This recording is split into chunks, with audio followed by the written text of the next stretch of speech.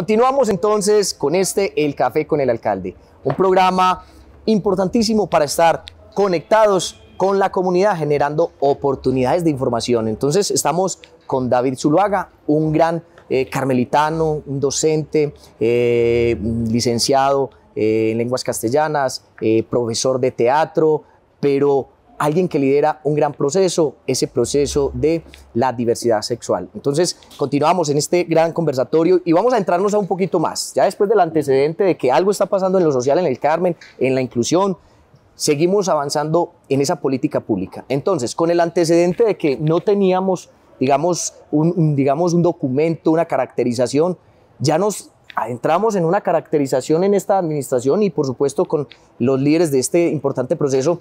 Contemos un poquito ya, entrémonos en ese proceso. La política pública de diversidad sexual.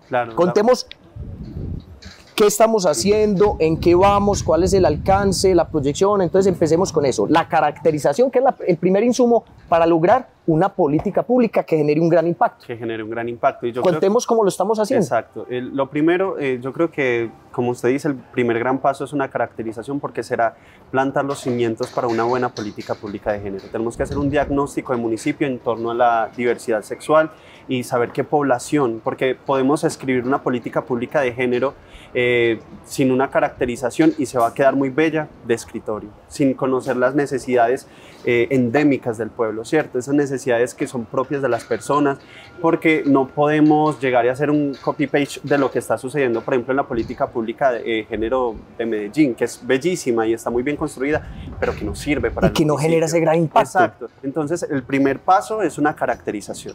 ¿Cómo se logra esa caracterización? En un primer momento que ya tuvimos fue... el momento cero se llama. El momento cero fue el momento de sensibilización a través de redes sociales, saber que nos vamos a mover por ese medio, que vamos a tener pues como esta pregunta, que la alcaldía se está haciendo la pregunta por el género. Y que digamos que estamos en la era de las redes sociales, entonces hay que aprovecharlo en esa era de las redes sociales. Entonces lanzamos una primera propuesta, una primera pregunta es, vamos a trabajar en las redes sociales, a preguntarnos, ¿conoces algo de diversidad? Porque hay gente que ni siquiera sabe qué es LGTBIQ+. Y creo que también esta etapa de sensibilización ya obviamente avanza una primera etapa a la etapa 1, que es la formación de los funcionarios públicos en torno a la población, a los términos, los conceptos de la población LGTBI. Que falta mucho conocimiento, hay un desconocimiento generalizado. Que no llegue una persona a una secretaría de acá de la alcaldía y diga, es que soy una persona trans y no sé a dónde dirigirme para reclamar mis medicamentos, para tramitar mis cuestiones con la EPS, que una persona de acá de la alcaldía cualquiera pueda decir, hacia dónde dirigirte. Persona trans, entonces te trato con los pronombres que mereces, ¿cierto? Si te identificas como mujer, te trato como mujer, ¿cierto? Y con el máximo respeto por la exploración identitaria que tiene cada persona. Creo que estamos plantando esas bases para que la conversación que demos en torno a las políticas públicas se haga desde el respeto y obviamente desde el reconocimiento del proceso que lleva cada persona con su pregunta por la identidad. Y eso también nos obliga a nosotros a hacer talleres, a buscar la manera de formar, y eso nos va a permitir tener profesionales en la alcaldía que potencien la posibilidad de ya hacer una caracterización yendo a veredas, yendo a grupos focales, porque no podemos quedarnos tampoco con una política pública de género yendo a un grado 11 de un colegio urbano y creer que con eso ya hicimos un diagnóstico de municipio, porque es insuficiente. Vamos a tener una visión cercenada de las necesidades del municipio. Como quien dice, de las carreras no queda sino el cansancio. Exacto, entonces necesitamos para esa caracterización unos buenos meses donde podamos identificar unos grupos focales, incluso poder visitar veredas, incluso poder reconocer actores del municipio mayores, que es una población donde uno dice, es que la homosexualidad en las personas o la diversidad en las personas mayores existe, en los adultos mayores existe, y aquí en el municipio hay personas así y también debemos darle una voz y reconocer sus necesidades, ¿cierto?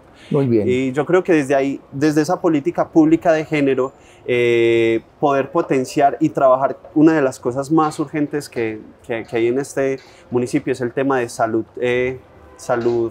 sexual obviamente, pero también salud mental. Bueno, ya me cuenta de eso, David. Claro que sí.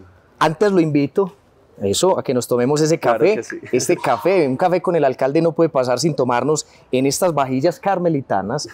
Por supuesto, una tierra de encanto que la hacen nuestras decoradoras, nuestros artesanos. Y por supuesto, un café del cañón del río Melcocho. Entonces, muchas gracias. A su salud. y a la salud de todos los carmelitanos que nos acompañen. Qué rico, una invitación. Hombre, nosotros decimos que somos carmelitanos, que nos vanagloriamos diciendo que las vajillas son lo más hermoso que tenemos, y en nuestras casas vajillas chinas, por favor, no son malas, hay que tenerlas también, pero tenga la vajilla carmelitana. Entonces, un llamado para que tengamos en nuestras casas la vajilla del Carmen de Viboral. Bueno, vamos a entrarnos un poquito entonces ya en esas problemáticas, digamos que en el diagnóstico, y por supuesto esas enfermedades que hoy atañen no solo pues a la comunidad diversa, sino a todos. Un tema de salud mental. Antes de hablar de salud mental, me gustaría hablar un poquito de esas fases de esa política pública. Claro que sí. Estamos en esa fase, entonces ya pasamos la fase 0, que es el llamado en redes sociales, una primera fase que es la formación y capacitación y sensibilización a los servidores públicos, Claro que sí. y de ahí vamos, y vamos en esa segunda fase. Y tercera, ¿cuánto tiempo nos va a llevar construir esa política pública, más o menos? Pues realmente ¿Qué temporalidad? lo que se nos había dicho es que tendríamos que tenerla lista para dentro de 2 meses, y sabemos que es un imposible, alcalde. Si queremos dejar una política pública hecha, repito, a la altura del momento histórico que estamos, ¿Cuánto más tiempo necesitamos? necesitaríamos, no, es que eso también... También dependiendo del diagnóstico que se realice. Que si Pero podemos terminarla en este periodo constitucional, sí, en este porque periodo, para nosotros es importante. Claro que sí, yo digo ¿cierto? que para el próximo año podríamos, si trabajamos fuertemente, podríamos incluso en el próximo mes, en el próximo mes de la diversidad, el próximo año, estar estrenando una política pública hecha con empeño y hecha con ahínco, con amor. Qué rico. Y cuenta con todo nuestro respaldo. Esta administración es una administración participativa, incluyente, cercana. Es una administración que ha creído en esas políticas diferenciales. Claro que sí. Una política social. Primero hicimos un diagnóstico de todas las políticas públicas. Segundo, elaboramos la primera plataforma virtual para hacerle seguimiento a estas políticas públicas. Una herramienta que está al alcance de su mano. Puede ingresar al App Store o al Google Play y verificar. Alcaldía del Carmen, le va a aparecer la aplicación, el escudo del Carmen, y allí aparece Plan de Desarrollo, CTP, y aparece Políticas Públicas. Y allí estará para hacerle seguimiento en línea. Entonces, nos interesa. Actualizamos una, derogamos otras, y por supuesto construimos, así como esa importante política pública. Entonces, David, cuente con todo nuestro acompañamiento, el tiempo que sea necesario. Sería muy importante sí lograr dejar la lista para que las próximas administraciones venideras, por favor, ya tengan esos lineamientos claros, esas metas de producto, de resultado, y que por supuesto generemos el impacto que queremos en nuestra comunidad diversa.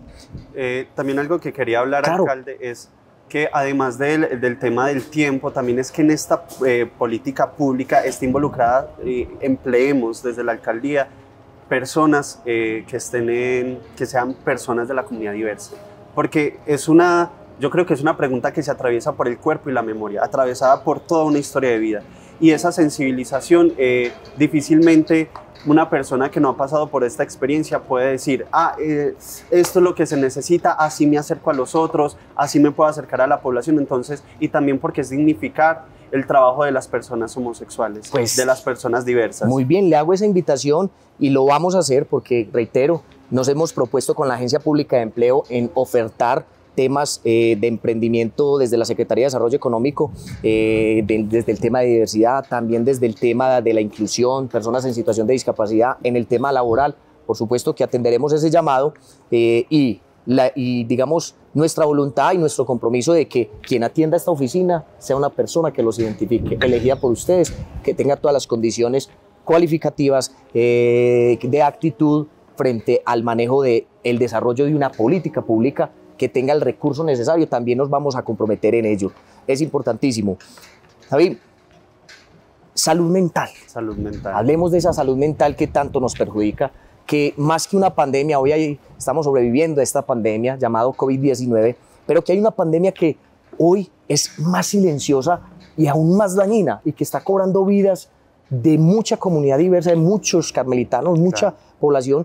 Hablemos un poquito de esa salud mental. Yo creo que para empezar a hablar de eso es hallar las razones, los motivos por los cuales la comunidad diversa puede sufrir más en torno a la salud mental. Y creo que lo básico es que es una comunidad que históricamente ha sido excluida, pero particularmente individualmente ha sido violentada. Exclusión desde la familia, exclusión desde lo social, violencias particulares, y eso va creando un esquema mental, una estructura mental que puede derivar desencadenar enfermedades mentales e incluso adicciones a las drogas, que eso va ligado a los problemas de salud mental. O sea que pudiéramos decir que esta línea de salud mental va transversal, es una de las líneas más importantes de esa consolidación de esa política pública, y que no son endógenas, sino que son exógenas. O sea, el sistema hace que las personas empiecen a sufrir esa enfermedad mental. Exacto, porque la historia de violencia que ha sufrido cada persona individualmente particulariza, ¿cierto? Lo hace una persona que puede llegar, no vamos a decir, y aquí no vamos a marcar la tendencia que cualquier persona homosexual es una persona que puede sufrir de depresión, de ansiedad, de trastorno límite de la personalidad, no vamos a decir eso, sino que es más proclive, ¿cierto? Y es una comunidad que necesita ser más acompañada, más acogida, y necesita una observación especial por parte de la alcaldía. Porque el tema y de todos los actores. Yo digo que más que la alcaldía, porque digamos que esta política pública lo que está haciendo es un enfoque generalizado. Sí. Nuestra administración acompañará decididamente, tendrá los lineamientos, tendrá las políticas, pero por supuesto es el llamado a que vamos a impactar a la comunidad, no solo diversa, sino a toda la población, para que entienda, ¿cierto?, que no podemos ser victimarios, ¿cierto? Y que por supuesto cada uno generará su aporte desde su casa, desde lo laboral, desde lo profesional, ¿cierto? Desde todos los enfoques que tengamos para que no se dé ese atentado contra la salud mental de la comunidad diversa. Entonces es importante. ¿Qué se nos queda?